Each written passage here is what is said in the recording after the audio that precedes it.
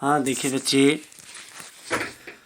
देखिए सत्यम ब्रूयात् प्रियम ब्रूयान ब्रूयात् सत्यम प्रियम प्रियम चानानृतम ब्रूयात् ब्रूयात् ऐसा धर्म सनातना। विद्यार्थी को सदैव सत्य बोलना चाहिए, प्रिय बोलना चाहिए, कभी भी अप्रिय सत्य नहीं बोलना चाहिए।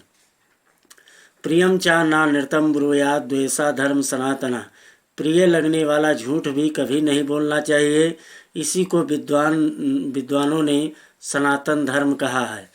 आगे देखिए, ना पाणे पादम चपलो ना नेत्र चपलो आन नृत्य जू। विद्यार्थी को कभी भी हाथ पैर नहीं चलाते रहना चाहिए।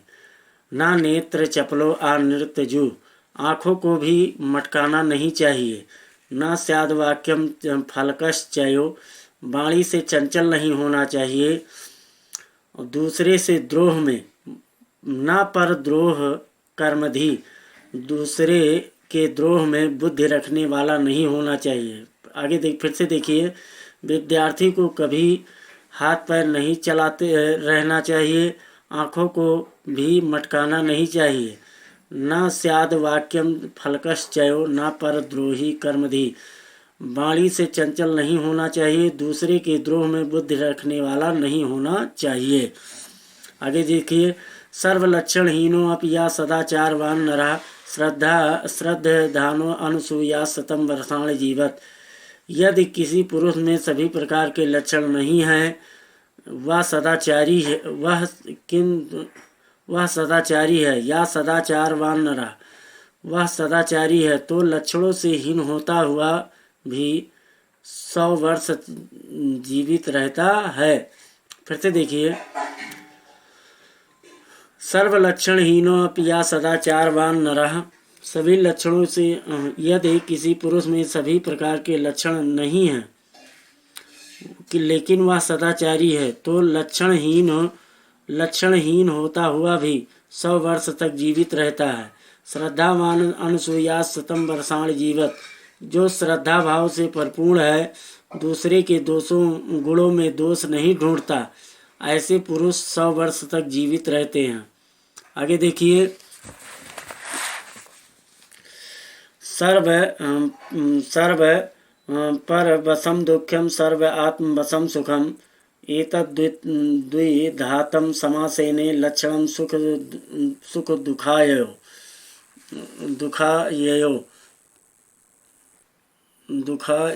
देखिए, मनुष्य दूसरे के अधीन रहकर जीवन यापन करता है। सर्व पर वसम दुख्यम। मनुष्य दूसरे के अधीन रहकर जीवन यापन करता है।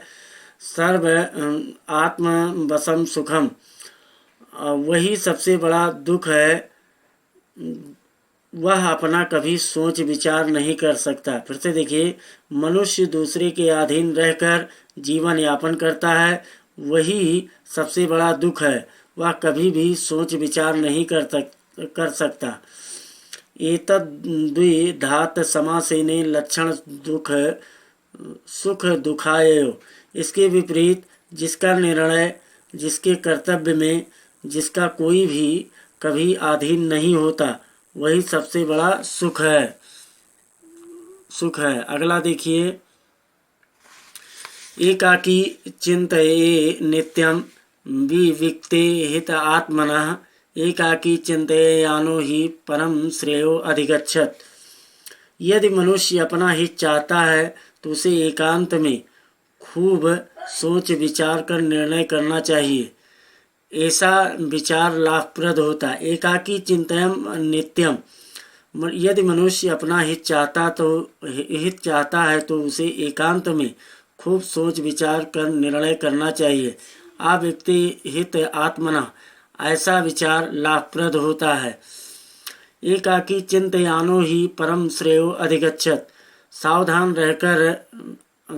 रहकर अपने हित का चिंतन करने वाला व्यक्ति बहुत अधिक कल्याण को प्राप्त करता है। फिर से देखिए, यदि मनुष्य अपना हित चाहता है तो उसे एकांत में खूब सोच विचार कर निर्णय करना चाहिए। ऐसा विचार लाभप्रद होता है। एकाकी चिंतयानो ही परम श्रेयो अधिगच्छत। सावधान रहकर भी अपने हित का चिंतन करने वाला व्यक्ति बहुत अधिक कल्याण को प्राप्त करता है। यह आप लोगों का विद्यार्थी चर्या पाठ समाप्त हुआ। आगे आप लोगों का है गीतामृतम, ये पाठ पढ़ना, ये अंतिम पाठ है आप लोगों का। और इसमें आप लोगों को यही संस्कृत पद व्युत्सम में यही 4 लक्ष्य भेद परीक्षा, सूक्ति सुधा और विद्यार्थी चर्या पढ़ा दिए। गीतामृतम बाकी है, गीतामृतम बता दें तब उसके बाद ये गद्य आप लोगों को बताया जाएगा। देखिए, और